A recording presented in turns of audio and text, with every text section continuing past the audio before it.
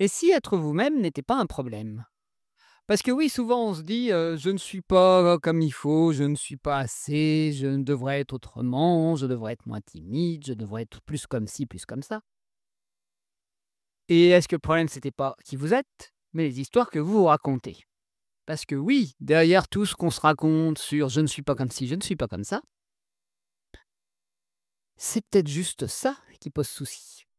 Dire à longueur de journée que vous n'êtes pas capable de faire ceci ou cela, c'est peut-être ça qui vous empêche de faire ce que vous voulez.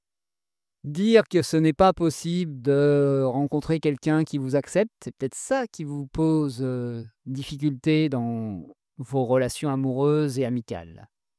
C'est peut-être juste tout ce que vous vous racontez sur vous-même qui pose souci et pas réellement qui vous êtes. Parce que si on voit les choses comme ça et qu'on arrête de se dire qu'on est le problème, tout de suite ça détend. Tout de suite, on n'est pas, plus en guerre contre soi-même. On est en train de vouloir changer la vision qu'on a de soi. C'est pas la même chose. On n'est plus en train de vouloir devenir quelqu'un d'autre.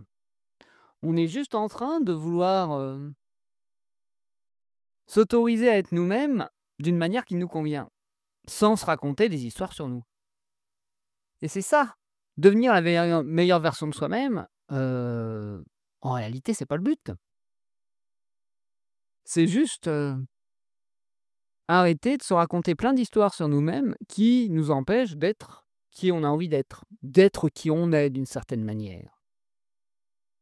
Si vous êtes toujours raconté que vous étiez timide, que vous étiez incapable de parler en public, c'est normal que vous ne parliez pas en public. Vous n'avez pas à devenir quelqu'un d'autre pour parler en public. Vous n'avez pas à devenir quelqu'un de plus confiant.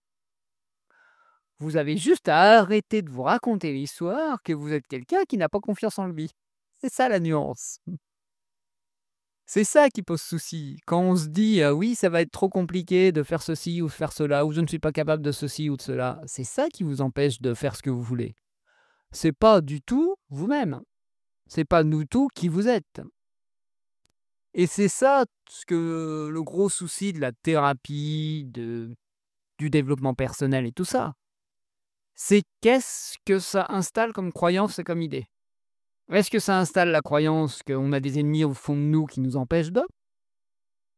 Est-ce que ça installe la croyance qu'on doit devenir quelqu'un d'autre? Est-ce que ça installe la croyance qu'on n'est pas assez bien?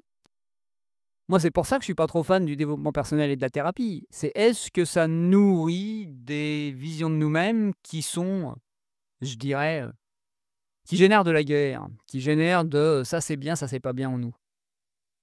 Et là, ce que je vous dis, c'est pas que les croyances qu'on a en nous sont un souci. C'est juste que elles nous ont été utiles à un moment, elles nous ont permis de fonctionner à une certaine époque et que maintenant, elles ne nous rendent pas service.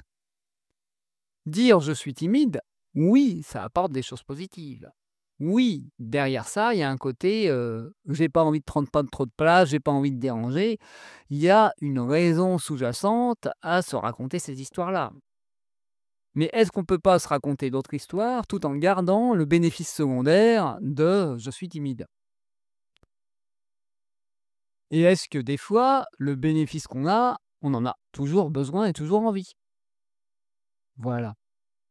Par exemple, si on était timide pour éviter, d'avoir honte, si au bout d'un moment on commence à être à l'aise, à avoir honte et qu'on commence à être à l'aise avec le regard de l'autre, on n'a plus besoin d'être timide. De se comporter comme, parce qu'on ne l'est pas en réalité. Et c'est ça le gros souci quand sur le rapport à être soi. C'est, derrière le être soi, souvent, c'est plus, qui on croit être. Par exemple, moi, pendant longtemps, je ne voulais pas me débarrasser de mes idées, dépressives et nostalgiques et je dirais même un peu morbides, parce que je considérais que c'était moi et que c'est ce qui faisait ma valeur. En gros, l'idéal du, poète maudit. Oui, oui, ça peut être une facette, mais pour moi, c'est juste une manière d'orienter ma sensibilité et mon ouverture au monde, c'était juste ça. Mais vu que j'avais un filtre noir, oui, ça s'exprimait de cette manière-là. Mais en me libérant de cette vision noire du monde, je ne me libérais pas de ma sensibilité. Ma sensibilité était toujours là. Elle s'exprimait juste autrement, avec une manière un peu plus positive et joyeuse. Voilà ce que j'avais envie de vous proposer aujourd'hui, c'était juste de lâcher votre vision du monde pour vous autoriser à être vous d'une autre manière.